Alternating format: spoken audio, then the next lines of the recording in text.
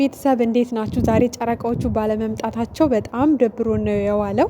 እንኳን እኛ ሚዲያው ደብሮት ነው ያለው ስላችሁ የምሬን ነው። ጭር ጭር በቃ ዱሮ እኮ የሆነ ባህል ሲሆን ቀድሞ ፎቶ ይፖስታል።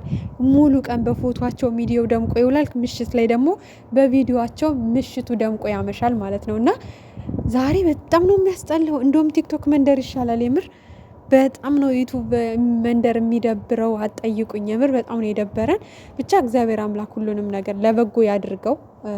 ያንን ነው የምንጸልየው። አሁንም መጨረሻቸው እንዲያሳምረውና ሁሉም ነገር ለበጎ እንዲሆን በጸሎታቸው አስቧቸው። ሌላ ምንም አንልም። በጣም ደብሮ ነው ያለው የምር ማለት ነው። ሲያስጠላ ሚዲያው ራሱ እና አይተናቸዋል። ምሽት ላይ እንግዲህ እንዳያቸዋት ጨረቃይም ከጓደኛዋ ጋር የቲክቶክ ስቶሪ ላይ ፖስታለች።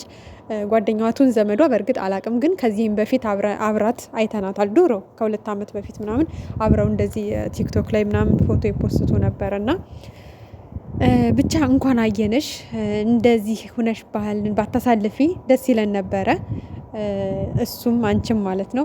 ደብሮናል፣ ግን እንኳን አየናችሁ፣ እንኳን ሰላም ሆናችሁ፣ እንኳን በሰላም አየናችሁ። ዋናው እሱ ነው።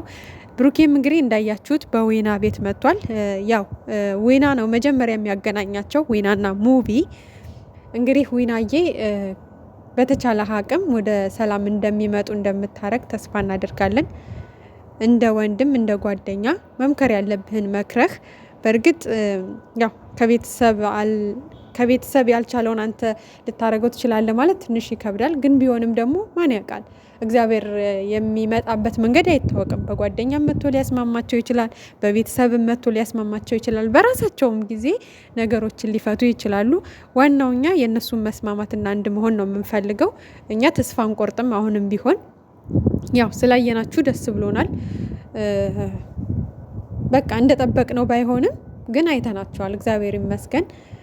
አንድ ላይ ብናያችሁ አመት ባለን አንድ ላይ ብትመጡልን እንደ ድሯችሁ የባህል ልብስ ለብሳችሁ ደስ ይለን ነበር። ጠብቀን ነበር በጣም ማለት ነው። ግን ምንም ጠበቅን 12 ሰዓት ሆነ። ጠበቅን እስኪ 1 ሰዓት ተስፋ ላለመቁረጥ እስኪ 1 ሰዓት ይሙላ አለን። 1 ሰዓትም ሞላ፣ ወፍ የለም። ግን ያው አይተናቸዋል።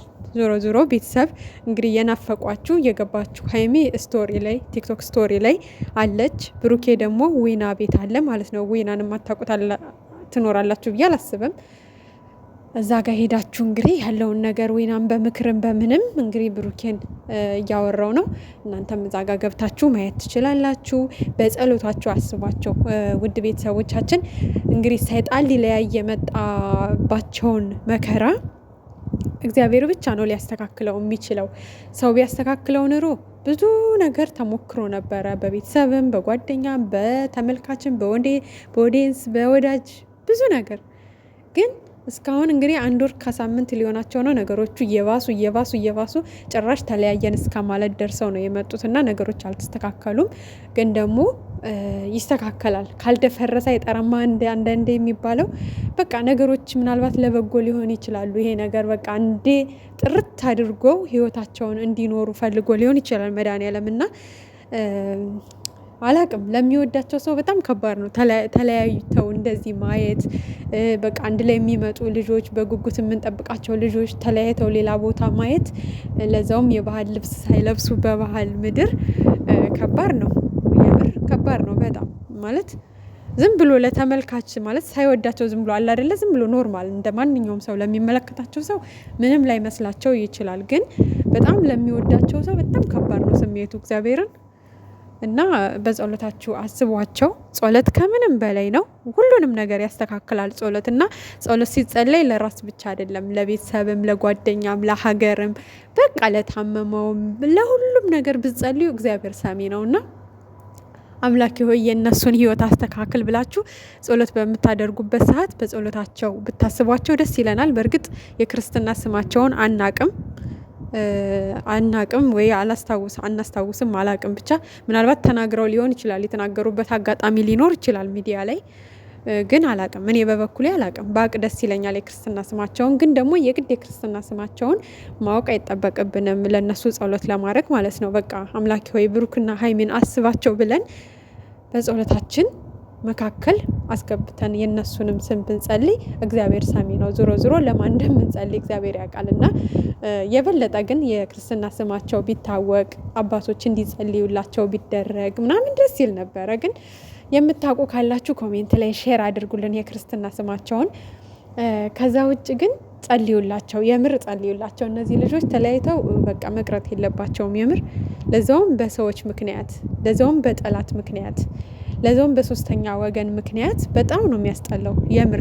ለእነሱም በጣም ነው የሚደብረው፣ ለሚወዳቸው ተመልካቾቻቸውም ለቤተሰብም በጣም ነው የሚደብረው። ለቤተሰብ ራሱ በጣም ከባድ ነገር ነው። እንዳያችሁት ነው እንግዲህ ሙሽዬ ጋር ያለው ፊሊንግ፣ ጋሽዬ ጋር ያለው ፊሊንግ። እኔ ትናንት ሙሽዬ እግዚአብሔርን እንዴት እንዳሳዘነችኝ አጠይቁኝ። ማለት እሷማ በእኔ አጨክንም፣ ለነገሩ እሷ በእኔ አጨክንም ነው ያለችው።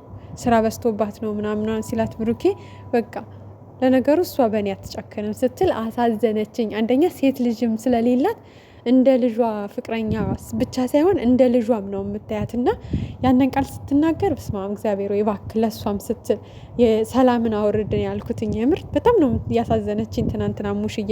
እዛ ላይ ደግሞ ጋሽዬ አንተ ግማሽ ጎኔ እሷ ግማሽ ጎኔ፣ ሁለቱም ጎኔ ታሟል ሲል በጣም ነው ያሳዘኑኝ። እና ይሄን ያክል ነው ቤተሰብ ጋር ራሱ ጠልቀው የገቡት። በቃ ማለት የእነሱን ትስስርነት ተመልካች ብቻ አይደለም የሚፈልገው፣ ቤተሰብን በጣም የሚፈልገው ነገር ነው። እና ለእነዚህ ልጆች ታዲያ ጸሎት አያስፈልግም? ቤተሰብም አንድ ላይ እንዲሆኑ ይፈልጋል፣ ተመልካችም አንድ ላይ እንዲሆኑ ይፈልጋል። ስለዚህ በቃ እግዚአብሔር ብቻ እንዲጨመርበት መጸለይ ነው። ከዛ ውጭ ምንም ከፈጣሪ ውጭ ምንም የሚያልፍ ነገር የለም። ሰውም ጠላትም ቢመጣ ምንም ሊያረግ አይችልም። የትኛውንም ያክል ርቀት ሊሄድ ይችላል፣ ግን በቃ ፈጣሪ ሊያሸንፍ አይችልም። እና ጸሎት ሁሉንም ነገር ያሸንፋል። ሁላችሁም በየትኛውም ሃይማኖታችሁ ሙስሊሞችም፣ ክርስቲያኖችም፣ ፕሮቴስታንቶችም ሁላችሁም በየእምነታችሁ በጸሎታችሁ አስቧቸው። በቃ ይህንን ነው ልላችሁ የምፈልገው። እንግዲህ ያላያችኋቸው የናፈቋችሁ ገብታችሁ ማየት ትችላላችሁ። በጸሎት አስቧቸው።